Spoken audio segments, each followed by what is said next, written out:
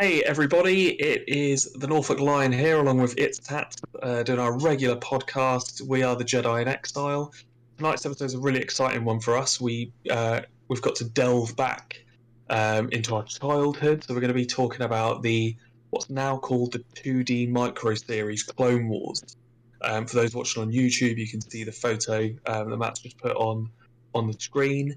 So we're just going to be chatting about the key storylines for us. It won't be a scene by scene run through. It's on Disney Plus. You can watch it. It takes about 2 hours 20 minutes to go through all of it. First aired in 2003, so before Revenge of the Sith, and it's got a very, very distinctive art style to it. And I know, Matt, we were talking just before coming on.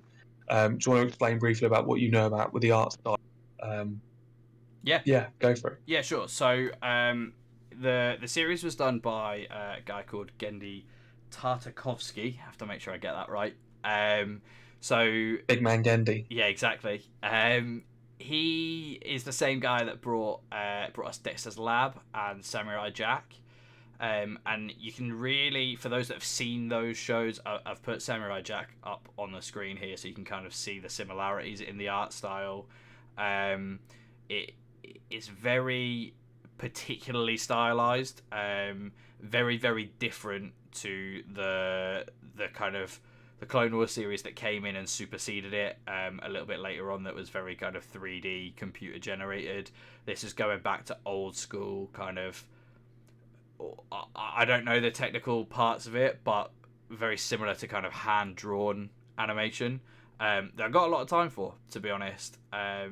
You could kind of see the individual differences in certain bits and kind of where they've had to cut corners because they can't stand drawing in hundreds of people in the background, so they've just used silhouettes and stuff, whereas now on modern computers you can copy paste and just insert hundreds of people into a scene super quickly. Yeah.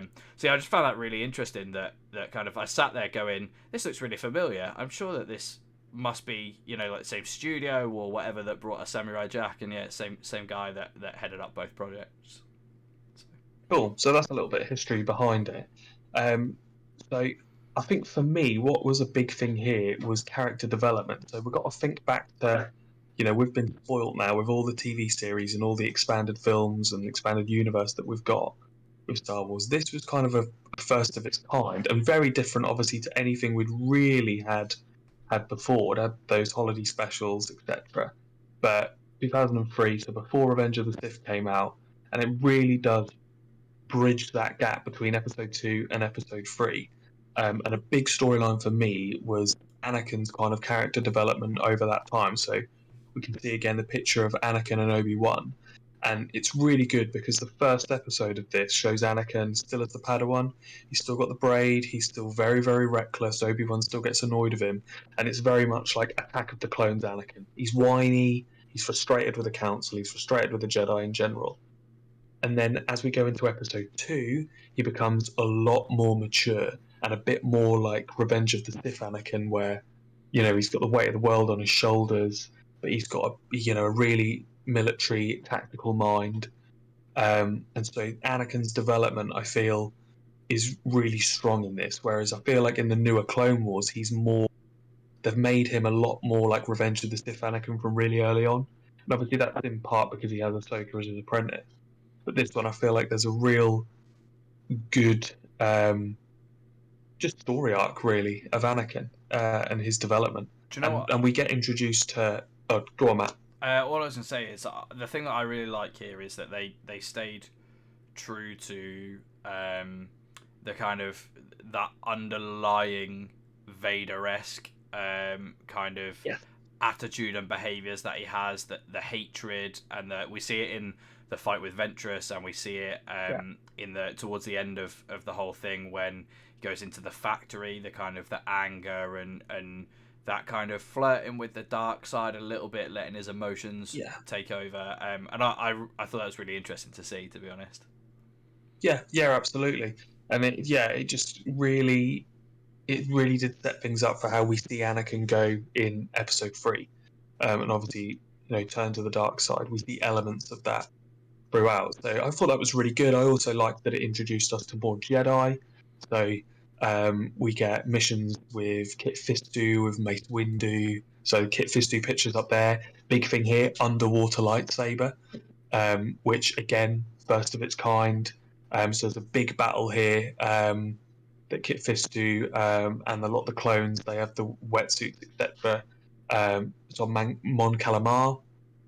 And there's a lot of kind of stuff that, and we were talking off air, Matt, weren't we, about how Dave Filoni, who, as we all know, is a big part of the newer Clone Wars. A lot of the newer Clone Wars, some of the storylines have been taken from this Clone Wars miniseries. Yeah. So there's episodes with A Battle on Mon Calamar underwater with Kit Fisto. There's other stuff with Christophsis, is in the film, the Clone Wars film, and in the series, where Anakin and Obi-Wan kind of go behind enemy lines. It was So almost there's a lot of it was almost take exactly from the it. same story that we get. I don't remember what the planet was, but in this one where they kind of they're fighting against the shield, and Cody's like, oh, the shield will be down in 3 months, and they go sneak behind enemy lines to kind of try and take it down from the inside. We get something almost identical in the Clone Wars movie. Yeah.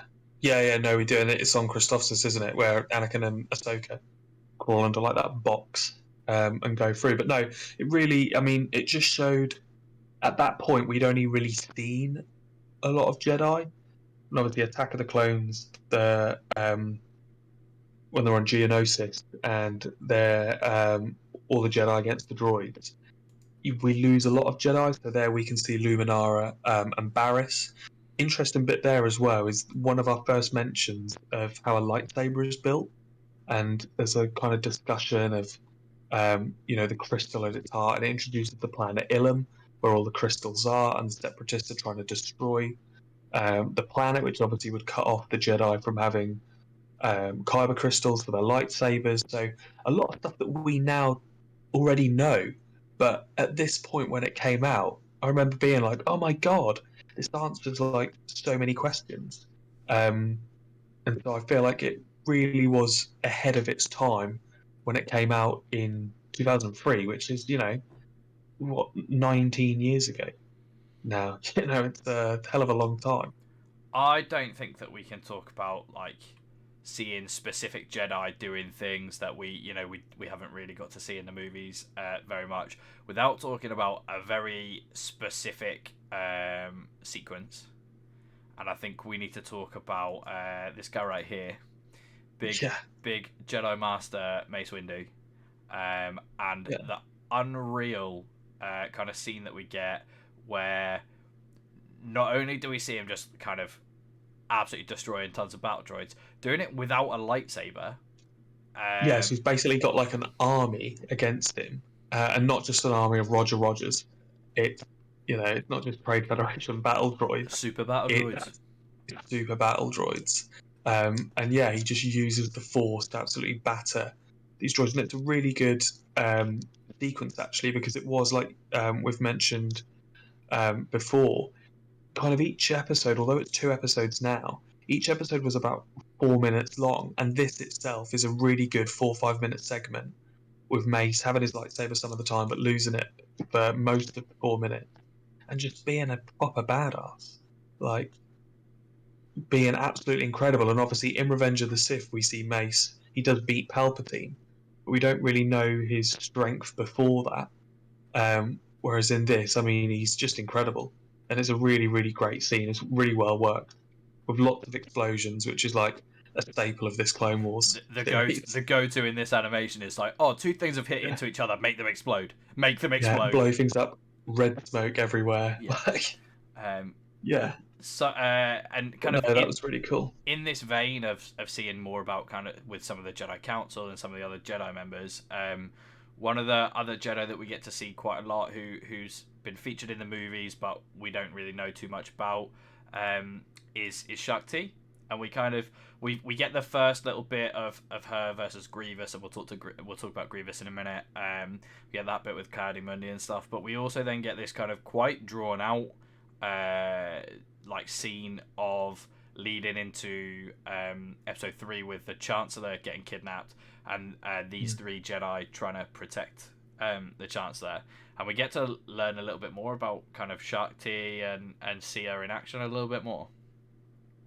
Yeah, and it's interesting because she, in this Clone Wars series, she does survive. Like, Grievous doesn't kill her. Mace manages to rescue her after Grievous has taken the Chancellor away. In the film, there's a deleted scene of Episode 3 where, when Anakin and Obi-Wan are aboard the Separatist cruiser, Grievous kills Shakti in front of them. But then you've got, in the Force Unleashed games, Shakti is still alive, and as Starkiller, you're sent to kill Shakti. So Shakti, actually, for people who have followed, the Star Wars and been quite hardcore fans of games, TV series, films, we see a lot of references to Shakti. But again, at this point, we didn't really know too much about her. We just know that she's the Chancellor's protector, along with a few other minor Jedi. The running joke that we get with a lot of fans that have followed kind of quite closely for quite a few years is that she's the Jedi that just gets killed over and over again. She is essentially the Jedi equivalent of Sean Bean, because Yeah, there's the way that canon's been written and then rewritten, and there's deleted scenes, and there's this, that, and the other. I think she dies about 6 times. I think there's like six different yeah, different ways that she dies. So yeah. it's just quite funny to see, I think. Yeah, no, absolutely. It's really cool. And like we say, she's got her scenes at the end, and it's about 20 minutes of the second episode, which is about an hour and 10 minutes long. There's a full segment of her trying to protect the Chancellor from Grievous. But no, it's really, really cool with what they do with us just seeing all the Jedi. And we're also introduced to a new baddie. So obviously we have Dooku, we have Sidious, and picture on the screen says it all. Asajj Ventress. It's her big introduction um, as that kind of, we're not going to say Dooku's apprentice, but a disciple of the dark side. Yeah, and do you know And what? she has a, go on. I find it mental that I think at the point that she gets introduced into this, and it's really cool, and she's in it for maybe like 20 minutes. And when I say 20 minutes, I mean 20 minutes of time during the thing, but actually probably on screen for maybe 5. Yeah, The fact that she then has become this massive character when they've taken this as inspiration and moved onto other things, when this got knocked out of canon and moved into new stuff. We've got books about her, features pretty heavily in the Clone Wars series. Like, it's just crazy kind of how big a character she's become off the back of 5 minutes of screen time within an old school animated show. yeah, huge. And one of the big points, and it's the end of episode 1, is she has a huge fight with Anakin. So she lures him, knowing that he's reckless. Sidious says, "You need to go and kill Anakin Skywalker." And they have this huge duel, which is actually on the fourth moon of Yavin, Yep. which we obviously have seen before in A New Hope. So yeah, and they have this really cool fight, and there's a really cool bit where we see like them both standing in the rain, and the rain's coming down on the lightsabers, and the lightsabers are all like steaming, and Hissing it's like just as the rain hits them. yeah, like really, really badass. Do you know what? So I actually thought that this whole scene, as somebody that like studied film and all of that kind of stuff, I had such an amazing appreciation, and I'm sure that it's there throughout the rest of it. It's just this particular scene grabbed my attention with it so much. We get the detail of that. We get this kind of calm before the storm where she's up top, he's down low. They're just staring each other out, and the camera's like panning around a little bit. But not only that, we get this absolutely incredible kind of use of color and light. So you can see in the picture here that I've picked really specifically that they go into kind of like a cave tunnel type place, and when they're in there, because there's no light other than the lightsabers, we see this colouring for pretty much the rest of the fight once they move indoors, where Anakin, the entire kind of character of Anakin and the entire character of Ventress have these blue and these red hues to them, as kind of this ultimate good versus evil standoff. And I just thought it was absolutely incredible, like really, really great thing to watch, to be honest. yeah, no, it was an absolutely awesome fight. Um, and we then see after this battle that Anakin becomes the Jedi Knight, doesn't he? So the Council do like a ceremony, and Yoda kind of, it's almost like a knighting, and then flicks the braid off. with the lightsaber, because that is seen as a big test for him against Ventress, and what he's overcome. Well, we get that we If get the you whole conversation, don't we, about how the trials need to be put to one side, and actually he's done his own version of the trials through things that he's gone through without formally going through the trials. Yeah, and I like them doing that, because the only thing I didn't like about the Clone Wars film and the early couple of series of the TV series was that we didn't really get. It would have been nice to have seen Anakin go from a Padawan to a Jedi Knight. We just start off the film with Ahsoka obviously coming in, and everyone thinks it's going to be Obi-Wan's new apprentice, and then it turns out it's Anakin's, and we're But kind of like, well, what happened? Because we don't know at this point when it is actually set. Is it directly after Attack of the Clones? Has it been 6 months, a year? Like, we have no idea at this point. So this, I think, was a really good. That half the TV series is him as a Padawan, and half is him as a Jedi Knight. I think it just. I think this explains things a little bit better. Um, Obviously, I love the Clone Wars, but that was my only criticism of the film and the TV series, was that we didn't really see Anakin transition. uh, sticking in the vein of this whole like exploring new characters on the evil side of things, obviously when this came out, one of the new characters that we were introduced to was the mad cyborg that is Mr. General Grievous. Giggity. Which, do you know what? At the time, terrifying. I mean, Yeah, still yeah, terrifying, still terrifying.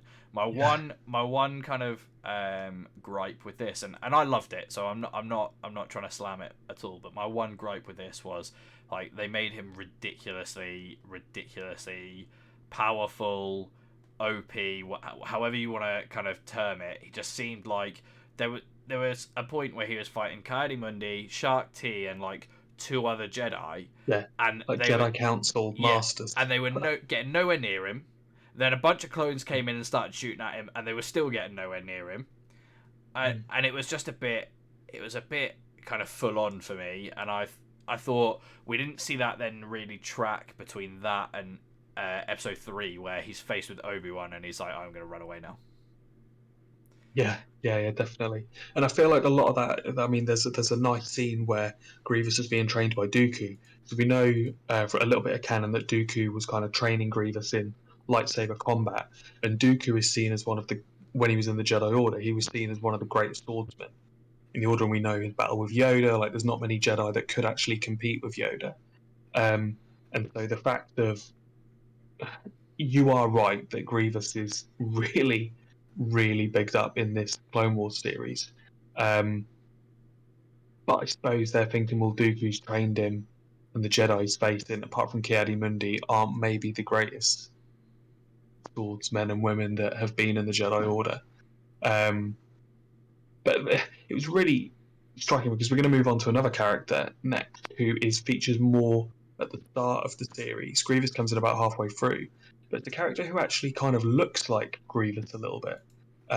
He's like if Arnold Schwarzenegger was in Star Wars. This is who he would play, Yeah, and it's a character called Dirge, yeah. um, who loves jousting. It's like futuristic jousting. It was They're on speeder bikes with huge this jousters. was so strange for me. So Dirge is a character they then expanded on in their comic books, right? And we got to know a little bit more about. But it was such a weird thing.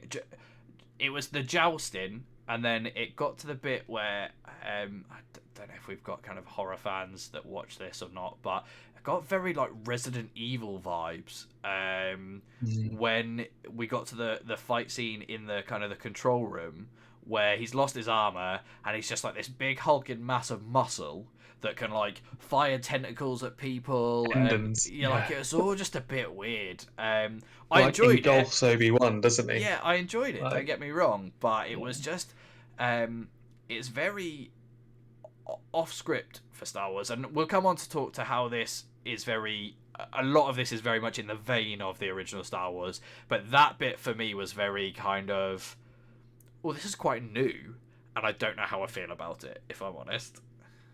I think what I liked about the sections with Durgan was that we did see more of the clones, and I think the newer Clone Wars series is really great at exploring how the clones fit in and how they feel. You know, we get to know clones like Rex, like Cody, like Fives, 99, all these different clones. And this one was more about the clones' military skill against the droids. So there's like a silent mission where you just see the clones, no one's talking, and they're obviously on a mission with Obi-Wan um, to destroy droids to get to a certain bit to take down a shield, etc. And they're just giving all the hand signals out. And I thought that was actually really clever because it's different, but it's probably more like an actual battle scenario where maybe you can't talk because you're under fire. You just need to point and say, right, you need to go here, you need to go there.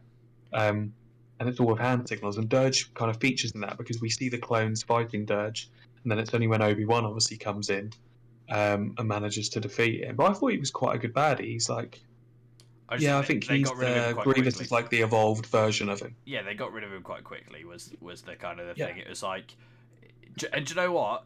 They always say this, that they say that with episode 3, episode 1 had Maul in it that was like the Sith, and then you got Dooku, who was kind of like the swordsman, and then you got Grievous, who was like the cyborg. And they say that each one of those was like foreshadowing for what Anakin became with Vader, where it's like the yeah, emotional but also swordsman, and then like the yeah. With cyborg Dooku being thing. like the fallen And I Jedi. feel like we got the same thing here, in that we got Dirge, who was like this like weird cyborg, not cyborg, but like cyborgy type thing.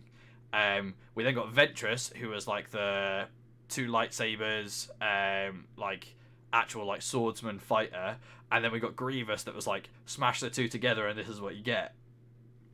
Yeah, So it's quite cool on the foreshadowing, to be honest. yeah, yeah. But I think it really filled in some blanks for us as Star Wars fans. This whole thing. Mm. One of the blanks that it filled in massively was this, which is the scene that we got. Sexy reveal. Yeah, exactly. The scene that we got explaining C-3PO's upgrade from his kind of silver exposed wire look to his shiny gold look that we got in obviously the original trilogy. And And it's nice Revenge. that they've kind of gone at this point. They'd kind of gone, well, what are we gonna need to explain? There's things that, and it's a really like simple explanation. He's just had an upgrade, like decided that yeah, gold looks better. Um, but it's things like this that they've thought about. Like, what do people want to see? What do we need to think about? What do we need to explain? And this is and it's literally like a 1 minute scene, but it just ticks a box. And do you know what? This is one of the things that I really appreciated in general from this whole thing was this. As much as there were new things like we talked about with Dirge, a lot of it was sticking in the veins of old school Star Wars, a lot of nods to old school Star Wars, a lot of kind of sticking to the cinematography. So we got things like the OG Star Wars screen wipes between scene transitions. We got a lot of the original John Williams music and soundtrack back. I think within the first kind of 5 minutes, we hear "Across the Stars," which is the lovers tune from, or the lovers theme from Attack of the Clones. We get the OG kind of Star Wars orchestral main theme. So seeing that was really nice because that's kind of a that making it feel like it's part of the bigger thing, and yeah, like kind of tipping the hat to the OG trilogy. In that we also got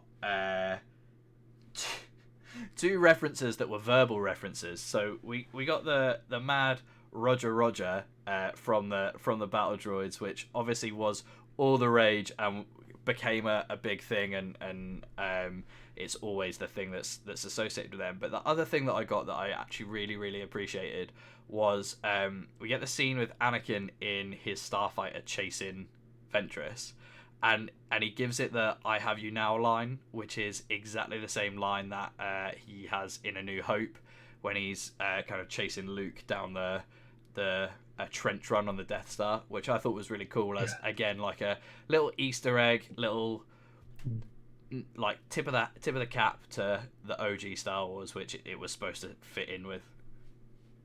Yeah, yeah, and I think just to finish, I mean, we're going to kind of wrap it up now, and we spoke about quite a lot. I think the last thing I want to say about the Clone Wars is that this was actually a really good series, and we've been spoiled with the Dave Filoni Clone Wars. That really, we've had 7 series of that. We've had over 100 episodes, and so of course the newer Clone Wars can expand more. It's had more time, but actually in 2003 at the time this was revolutionary because we'd not had anything like this before, and it fit in the that gap between episode 2 and episode 3. It fit in almost perfectly at the time, and it had a bit of everything. What we've gone over, it introduced more Jedi, things like the gold C-3PO. It ticked off a list. It just made you appreciate the kind of fall from grace that the Jedi have between episode 2 and episode 3. It leads it up. We see the relationship between Palpatine and Anakin straight away. That Palpatine's been like forcing the council to try and give Anakin better missions, and that kind of explains a lot more about how Palpatine is able to kind of sway Anakin to the dark side, because Anakin feels that kind of loyalty to Palpatine that, well, this guy can't be bad. He's looked out for me, my entire Jedi life. The little things like that, where again the Easter eggs, it doffs the cap. So it's a really great series. Everybody should watch it, and it's only a couple of hours long, but it just is brilliant. Yeah, definitely. So if you've got Disney Plus, go watch it. Hashtag not sponsored, but Disney, if you want to sponsor us, please let us know. Please start saying hashtag gifted Disney, please, please. But yeah, go watch it. It's a couple of hours. It really does kind of add new stuff, new meaning to things, and as much as it's not canon anymore, as we've said, a lot of these things were built on in the other Clone Wars series, and watching 2.25, 2.5 hours worth of this is definitely a lot quicker than watching 7 series of Dave Filoni's new Clone Wars. It's like a foundation to the newer Clone Wars. It's like a basis. Like we've already mentioned, there was a few things that Dave Filoni obviously took from this Clone Wars and put into the newer one. And do you know what? If you love Star Wars, you're going to love it. If you love animated TV, you're going to love it. It's just brilliant. Really, really good. We both absolutely loved it. Let us know down below in the comments what you guys think, if you've seen it. If not, go watch it and then come back and let us know what you think. And I think all that is left to say is thank you very much again for all your support, and thank you for making it to the end of the video. Please hit the like and the subscribe button. It notifies you when we go live or when we put new videos up, which is great. So keep doing that, keep supporting, please. The more you support, the more we're going to create. And if you want to follow any of the socials, they're all in the description box down below. Other than that, Brian, any last comments from yourself? No, thank you again. Like to say like and subscribe, but thank you for watching, and may the force be with you. Peace out.